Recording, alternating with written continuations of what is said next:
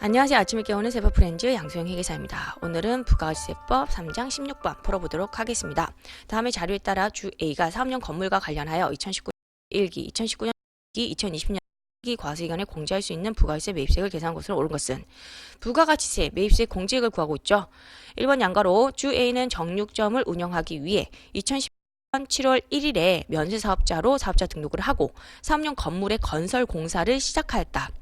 주 A의 사업용 건물은 2010년 4월 1일에 완공된 후 정육점에 사용되었는데 동 건물의 신축과 관련된 매입세액은 총 1억 원이다. 일단 완공된 시점이 2010년 4월 1일 이때부터 사용되기 시작한 겁니다. 상각을 고려하실 때 날짜가 2018년 이때부터 사용한 거니까 요 날짜로 계산을 좀 하셔야 돼요. 자, 그러면 이 건물 관련된 매입세액 1억 원 같은 경우에는 정육점 관련이기 때문에 면세사업 관련된 매입세액이죠. 그러면 처음에 매입세액 공제였다, 불공제였다. 매입세액 불공제였다는 거예요. 3번 양가로 주 A는 사업용 건물에서 과세사업인 음식점을 겸용하기 위해 2019년 1일에 사업자 등록 정정신고를 하였고 2020년 4월 1일부터 음식점을 운영했다. 자, 그러면 면세사업에만 쓰던 건물을 과세사업인 음식점에도 같이 사용하게 된 거네요. 그러면 과세 전환이 일어난 거고요. 겸용하기 위해 이런 표현이 있으니까 과세 일부 전환이 일어났다고 보시면 되겠죠. 자, 그런데 과세 일부 전환이 일어난 시점은요. 2019년 1일이다, 2020년 4월 1일이다. 잘 파악해 주셔야 돼요. 사업자 등록 정정신고를 한 2020년 4월 1일부터 과세 일부 전환이 일어난 겁니다. 자, 그러면 과세 일부 전환으로 인한 매입세 공제액을 구하시면 되겠네요. 처음에 매입세액 불공제액 1억 원이었죠. 여기서부터 시작하시면 되겠고 여기에 과세 비율을 곱하시면 되죠. 단기 과세 비율을 곱하시면 되는데 문제는 바로 과세 비율을 곱하면 돼요, 안 돼요? 안 되죠. 이 건물은요. 감가상각 자산입니다. 과세 전환은 항상 감가상각 자산만 과세 전환으로 인한 매입세 공제를 해주고 있는 거죠. 그렇기 때문에 상각을 무조건 고려하셔야 돼요. 지금 완공되어 사용한 시점은요. 2000년 4월 1일이고요. 과세 일부 전환이 된 시점은요. 2000년 4월 1일입니다. 그러면 몇 과세기간이 경과했다.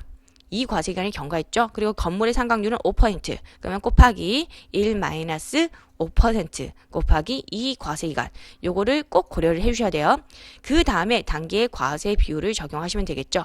4번 양가로를 보시면 과세기간별 공급가액 및 사업용 건물의 사용 면적 자료는 다음과 같다. 단 2010년 제1기, 제2기 과세기간의 음식점의 공급가액 및 사용면적은 예정 공급가액과 예정 사용면적이다. 예정 공급가액이 나와 있고 예정 사용면적이 나와 있습니다. 자, 그러면 확정된 지금 비율이 없죠. 그러면 대체 비율을 적용할 수밖에 없는데 건물이니까 어떤 비율 적용하죠? 예정 사용면적이 구분된다라고 하면 그거를 적용하는 겁니다. 그럼 2019 제1기의 사용면적 비율인데 당연히 매입세 공제액을 구하는 거니까 과세 비율을 적용하시면 되겠죠. 그럼 전체 1000제곱미터 분의 550제곱미터가 차지하는 비율은요. 55%. 자, 요거를 적용을 해 주시면 되는 거고요. 이 55%는 일단 예정 사용 면적이라는 거 그거 좀 주의하셔야 돼요.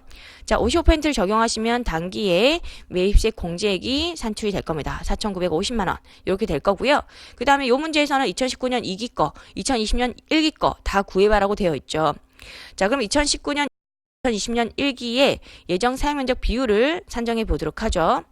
자, 사용면적 비율 같은 경우 2019년 2기 거는 전체 1000제곱미터분의 650제곱미터 65%가 되고 이거는 예정 사용면적이에요.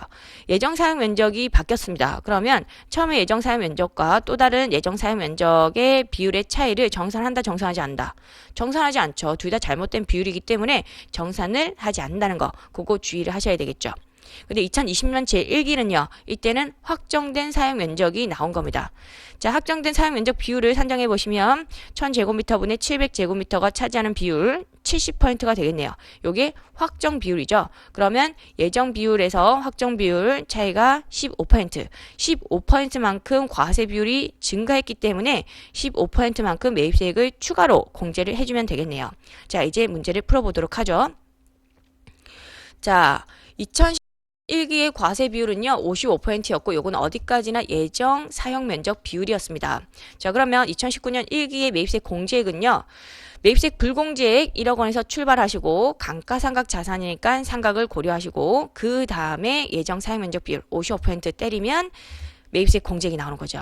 그리고 2019년에 예정 사용면적 비율이 바뀌었어요. 이때 정산한다, 정산하지 않는다, 정산하지 않는다는 거 주의하셔야 되고, 그 다음에 2020년 확정 사용면적이 나왔죠. 그러면 이 비율로 정산이 들어가는 거고요. 지금 과세 비율이 몇 프로 증가했죠? 15% 증가했습니다. 그러면 추가로 더 공제를 해주면 되겠네요. 자, 이제 산식을 적어볼 건데 주의하셔야 되는 부분이 있습니다.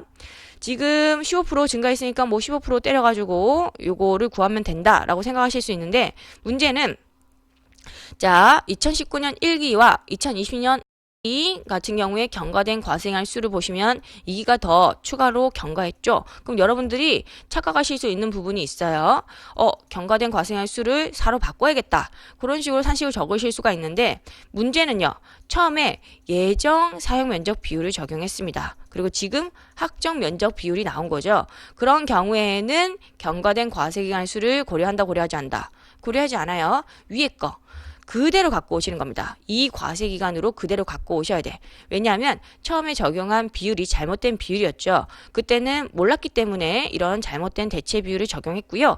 이제 알게 된 거죠. 제대로 된 비율을. 그래서 55%가 아니라 70%였다는 것을 이제 알게 된 거고요. 과거로 돌아가서 정산해 주는 개념이에요. 과거에 55%가 아니라 70%였구나. 이런 식으로 과거로 돌아가서 정기 오류를 수정해 주는 컨셉이기 때문에 이때는 절대 예정 사용 면적 비율을 적용한 시점과 확정 사용 면적 비율이 나온 시점에 기간 경과는 절대 고려하시면 안 돼요.